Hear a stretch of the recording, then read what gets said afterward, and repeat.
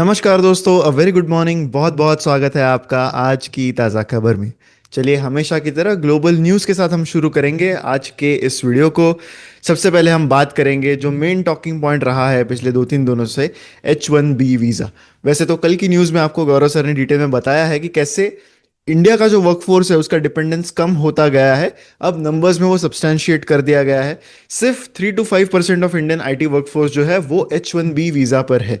तो companies, India की IT companies significantly expect नहीं करती कि इसका बहुत बड़ा इम्पैक्ट, ये जो न्यू वीज़ा फी है इसका बड़ा इम्पैक्ट उनके फाइनेंशियल्स पर होगा।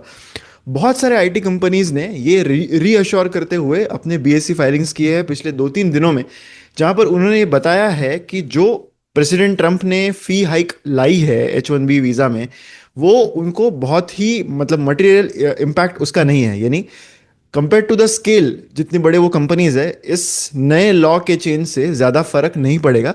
ऐसे बीएससी फाइलिंग्स बहुत सारे कंपनीज ने दो तीन दिनों में दिए हैं। तो संडे का एक क्लैरिफिकेशन था, जब पहले उन्होंने बताया नहीं था कि ये वन टाइम फी है। उसके बाद क्लैरिफिकेशंस इवनिंग में आए, जब उन्होंने कहा कि ये जो 1 लाख US डॉलर्स की जो फी है ये सिर्फ नए हायरिंग्स के लिए होगी and this will be for FY27। ये सारी चीज़ें उन्होंने तब बताई।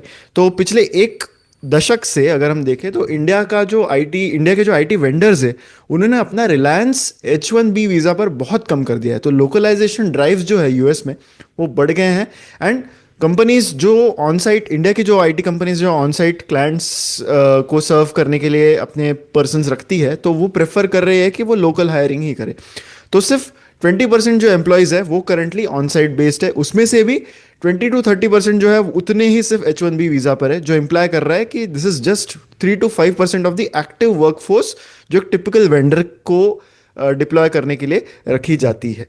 मीनवाइल H1B वीज़ा का सेटबैक इंडिया के लिस्टेड मार्केट्स में कल होता हुआ दिखा, क्योंकि आईटी जो बेंचमार्क है, इंडिया का निफ्टी आईटी बेंचमार्क जो था, वो लगभग 3% से डाउन रहा। तो more or less it seems कि मार्केट ने इन चीज़ों को फैक्टर इन कर लिया है। IT firms including Persistent, Cyient, Coforge, Firstsource, इन्होंने एक अपडेट एक्सचेंज पर ये इशू किया है कि जो पैनिक है उसको शांत करने के लिए उन्होंने बताया कि हमारे सिर्फ इतने एम्प्लॉयज़ है या फिर हमारा डिपेंडेंस सिर्फ यहाँ तक ही सीमित है। ऐसे उन्होंने फाइलिंग्स कल किए हैं। यूएस मार्केट से रिलेटेड कल की बड़ी न्यूज़ ये रही कि एनवीडिया जो है वो इन्वेस्ट करने वाला है $100 बिलियन इन ओपन एआई। ये अनाउंसमेंट होने के बाद एनवीडिया का स्टॉक लगभग 3-4% से ऊपर रहा कल। तो ये जो पार्टनरशिप है ये ऐसे समय पर आ रही है जहां पर कंपटीशन अब बढ़ गया है between technology giants and startups to secure access to energy and chips, जो एआई ग्रोथ के लिए आगे नेसेसरी है। तो कंपनी ने तो दोनों ही कंपनीज ने अपने लेटर ऑफ इंटेंट के थ्रू ये बताया कि ये जो लैंडमार्क स्ट्रेटेजिक पार्टनरशिप है ये डिप्लॉय की जाएगी for at least 10 gigawatts of Nvidia chips, जो ओपन एआई के एआई इंफ्रास्ट्रक्चर के लिए यूज होंगी। कंपनीज आने वाले हफ्तों में ये जो पार्टनरशिप डील है वो फाइनलाइज करने वाली है, एंड जिसका फर्स्ट डिप्लॉयमेंट फेज जो है वो टारगेटेड है to come online in the second half of 2026, यानी लगभग एक साल बाद ये लाइव हो जाएगा। ये इन्वेस्टमेंट कुछ ही दिनों बाद आ रही है जब एनवीडिया ने $5 बिलियन का कमिटमेंट किया था in the struggling chip maker Intel. तो ओवरऑल एनवीडिया, जिन्होंने काफ़ी सारे कैश फ्लोज इकट्ठा किए हैं पिछले दो तीन साल में, अब वो नए ग्रोथ इंजन को प्रोपेल करने के लिए ये सारे पार्टनरशिप्स करता हुआ नजर आ रहा है। जैसे इंटेल में उन्होंने कुछ पैसे इन्वेस्ट करने की बात की, and now $100 billion with open AI. अब इंडियन इकोनॉमी की बात करते हैं। सबसे पहली न्यूज है यहाँ पर कोर सेक्टर के ग्रोथ नंबर्स की। तो अगस्त मंथ के कोर सेक्टर के ग्रोथ नंबर्स कल जारी किए गए, जहां पर growth has now gone to a 15 month high of 6.3% in the month of August. तो ये जो लेटेस्ट रीडिंग है ये काफ़ी ज़्यादा है कंपेयर टू जुलाई के आंकड़े, जहां पर सिर्फ 3.7 का ग्रोथ नंबर दिखा था ये। तो ये अब अगस्त 2025 बन गया है स्ट्रॉन्गेस्ट ग्रोथ का मंथ सिंस मई 2024। तो लगभग 15 महीनों के बाद ये इतना बड़ा हाई इन नंबर्स में दिखा है।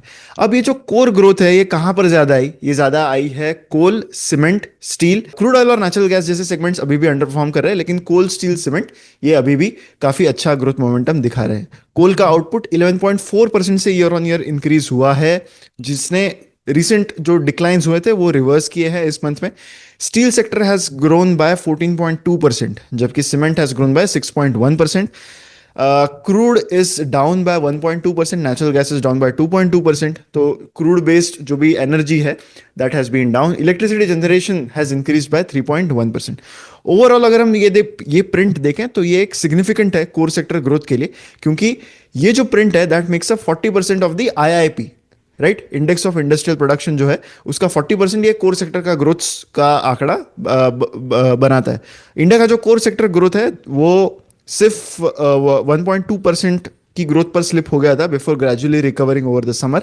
लेकिन अगर हम ओवरऑल FY 26 देखें तो कोर सेक्टर के ग्रोथ नंबर्स उतने अच्छे पैन आउट नहीं हो रहे. अप्रैल 25 से अगस्त 25 के नंबर्स अगर हम कंपेयर करें तो यहाँ पर growth has average only 2.8% compare to 4.6% जो पिछले साल के सेम पीरियड में देखी गई थी. The next news is about SEBI, जो प्रपोज कर रहा है कि स्टॉक ब्रोकर्स के लिए टेक्निकल ग्लिच के जो नॉर्म्स है वो थोड़े बहुत ईज आउट किए जाए.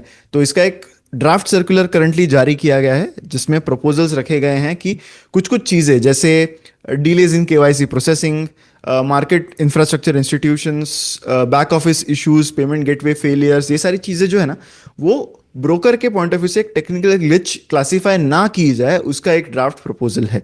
तो सेबी ने हालांकि जो 5 मिनट का टाइम इंटरवल है कि किसी भी चीज़ को टेक्निकल ग्लिच माने जाने के लिए 5 मिनट का एक इंटरवल होता है, उससे ज़्यादा देर तक अगर चीज़ें डाउन रही तो that will be classified as a technical glitch as per SEBI. तो वो 5 मिनट का ड्यूरेशन उन्होंने हालांकि चेंज नहीं किया है. अब करंटली ये जो फ्रेमवर्क है ये अप्लाई करेगा सिर्फ ब्रोकर्स को जो इंटरनेट बेस्ड सर्विस प्रोवाइड्स करते हैं टू मोर देन 10,000 क्लाइंट्स. तो ये इफेक्टिवली अराउंड 450 स्मॉलर ब्रोकर्स को एग्जेम्प्ट कर रहे हैं. सेबी ने कुछ और भी प्रपोजल्स किए, जैसे फाइनेंशियल डिसइंसेंटिव जो है वो भी रेशनलाइज होगा, यानी बेसिकली जो आपको फाइन लगती है for having a technical glitch, अगर टेक्निकल ग्लिच हो जाता है तो आपको कुछ सेबी की ओर से कुछ फाइन्स आपको भरनी पड़ती है, तो वो भी अभी रैशनलाइज की जाएगी. ओवरऑल ये जो ड्राफ्ट सर्कुलर है ये स्टॉक ब्रोकर्स का जो बिजनेस है वो थोड़ा सा ईज आउट करने के पॉइंट ऑफ व्यू से किए गए हैं. जो चीज़ें पहले टेक्निकल ग्लिच क्लासीफाई होती थी वो अब उन्होंने कम कर दी हैं, फाइन्स भी थोड़े से रैशनलाइज कर दिए.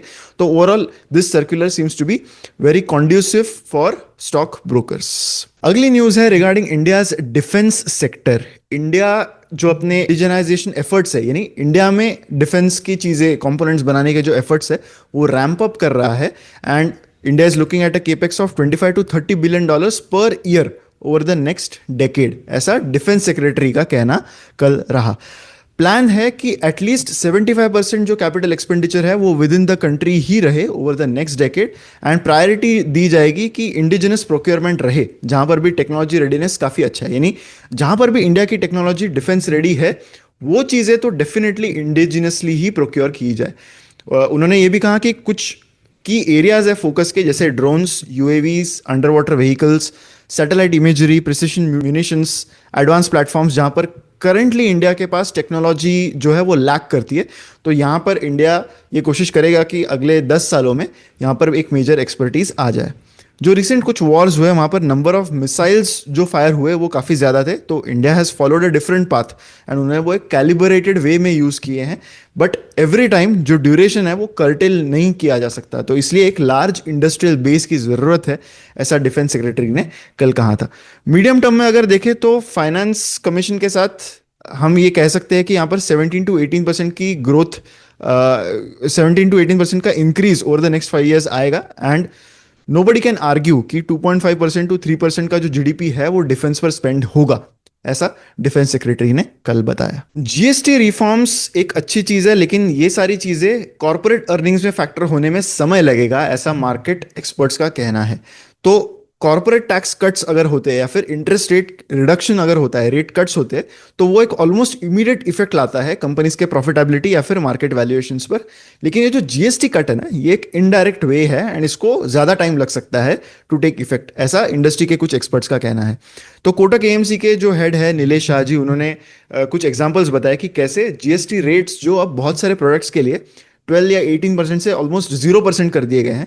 तो मोस्ट ये केसेस में क्या हुआ है कि सारा जीएसटी का बेनिफिट करंटली पास ऑन कर दिया गया है.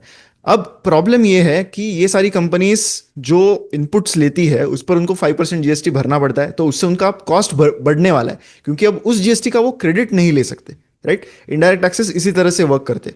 तो हो सकता है कि मीडियम टर्म में इनफैक्ट अर्निंग्स का लॉस हो कंपनीज को, क्योंकि जो इनपुट सर्विसेज उन्होंने ली है या फिर गुड्स लिए हैं जिस पर उन्होंने जीएसटी भरा है, वो अब वो सेट ऑफ नहीं कर सकते क्योंकि अब उनके आउटपुट पर 0% जीएसटी है, राइट।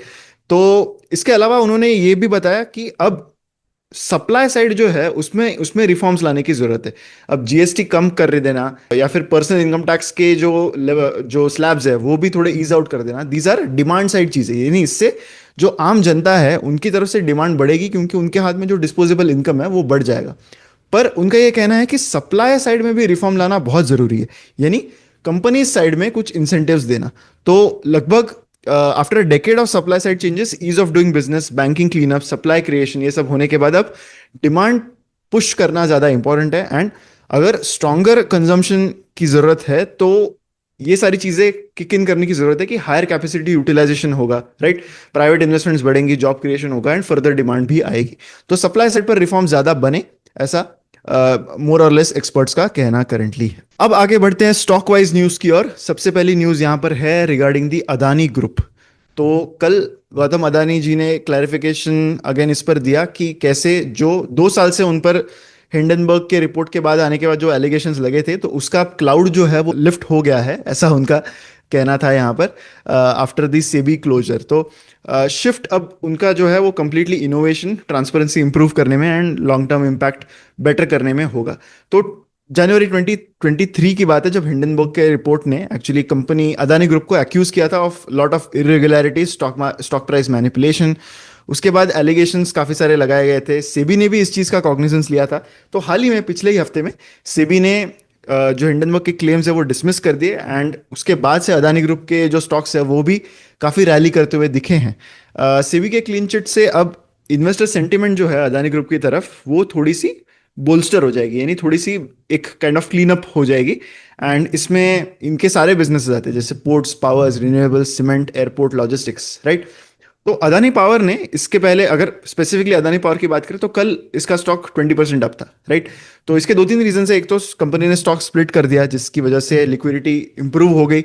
अब जनरली स्टॉक स्प्लिट या फिर bonus is not suppose to add any value to the company's shares, but it remains unclear कि एग्जैक्टली क्या रीजन हो सकता है। एक और न्यूज एज पर रिपोर्ट्स ये है कि एसबीआई फंड मैनेजमेंट जो है एंड सिटाडेल सिक्योरिटीज ये बायर्स रहे हैं पिछले कुछ कुछ दिनों में इन अदानी पावर शेयर्स जो उनको जीक्यूजी पार्टनर्स ने सेल किए हैं ऑफ ऑलमोस्ट $250 मिलियन डील। तो काफी बड़ी अमाउंट है उस पॉइंट ऑफ व्यू से। तो हो सकता है कि इन चीजों की वजह से एक पॉजिटिविटी अदानी पावर के स्टॉक में कल बढ़ती हुई दिखी थी। नेक्स्ट अब बात करते हैं कुछ अपकमिंग आईपीओस की। सेबी ने कुछ और आईपीओस को हरी झंडी दिखा दी है, यानी और भी कुछ आईपीओस आएंगे आगे आने वाले हफ्तों में। एक्विस करके एक कॉन्ट्रैक्ट मैन्युफैक्चरिंग कंपनी है, भारत कुकिंग कोल, कैनरा, एचएसबीसी लाइफ इंश्योरेंस, ये सारे आईपीओस सेबी ने कल अप्रूव कर दिए। तो Bangalore based contract manufacturing company है एक्विस जिसको अप्रूवल मिल चुका है। इन्होंने कॉन्फिडेंशियल डीआरएचपी फाइल किया था विद सेबी लास्ट वीक। तो ये कर्नाटका बेस्ड मैन्युफैक्चरिंग कंपनी है जिनको लगभग 1800 करोड़ के आसपास का इनका आईपीओ हो सकता है आने वाले दिनों में आए। इसके अलावा Canara HSBC life insurance company जो एक सब्सिडरी है ऑफ कैनरा बैंक, उन्होंने भी डीआरएचपी फाइल किया था इन अप्रैल। तो उनको भी यहाँ पर अप्रूवल मिल चुका है। I think their entire issue is going to be offer for sale. Bharat Coking Coal जो होली ओन्ड सब्सिडरी है ऑफ कोल इंडिया, उनको भी अप्रूवल मिल चुका है ऑफ ब्रिंगिंग देयर आईपीओ। तो भारत कोकिंग कोल जो है that claims to be the largest coking coal producer in India in FY25 in terms of coking coal production. तो ये भी एक मेजर आईपीओ आने वाले हफ्तों में हमें दिखने मिलेगा। इसी के साथ हमारी न्यूज यहीं पर खत्म होती है। अब बढ़ते हैं हमारे फाइनल सेक्शन पर जो है बिलीव इट और नॉट सेक्शन। तो फोक्सवैगन जो एक एक्चुअली ऑटो मेकिंग कंपनी है, कार मेकिंग कंपनी है, वो अब मंथली सब्सक्रिप्शन इंट्रोड्यूस करने वाली है टू इंक्रीज कार पावर। अब ये पहली बार नहीं है जब एक सब्सक्रिप्शन बेस्ड मॉडल कार में आ रहा है, बट सुनने में काफी अजीब लगता है, राइट। तो जो भी एलिजिबल है टू बाय इट्स कार, जिसका ID.3 नाम की एक रेंज है, तो उनको चॉइस है टू पे एक्स्ट्रा अगर उनको फुल इंजन पावर अनलॉक करनी है तो उन्होंने एक सब्सक्रिप्शन बेस्ड मॉडल कार्स में भी लाया है। फोक्सवैगन कहता है कि एक ऑप्शनल पावर अपग्रेड है which will cost 16.5 pounds per month या फिर 165 पाउंड्स एनुअली। तो ये सब्सक्रिप्शन अगर आप देते हो तो आपको आपके कार की ही एक्स्ट्रा इंजन कैपेसिटी या पावर अनलॉक करने का ऑप्शन यहाँ पर मिलेगा। एंड जिनको ऑप्टिमल यूज करना है, जिनको उतनी पावर की जरूरत नहीं है, उनको ये सब्सक्रिप्शन ऑप्टेन करने की जरूरत नहीं है। सो सुनने में काफी अजीब लगता है कि इवन कार के यूज के लिए एक सब्सक्रिप्शन बेस्ड मॉडल आने वाला है, but this is something that Volkswagen seems to be experimenting. पर ये पहली बार नहीं है कि कार बेस्ड किसी मॉडल में ये किया गया है। इससे पहले मर्सिडीज बेंज ने आई थिंक ये ट्राई किया है, बट लाइक आई सेड ये एक काफी अजीबोगरीब चीज लगती है सुनने में, and that's why I thought that I should share with you on this news. इसी के साथ हमारा आज का ये वीडियो यहीं पर ख़त्म होता है।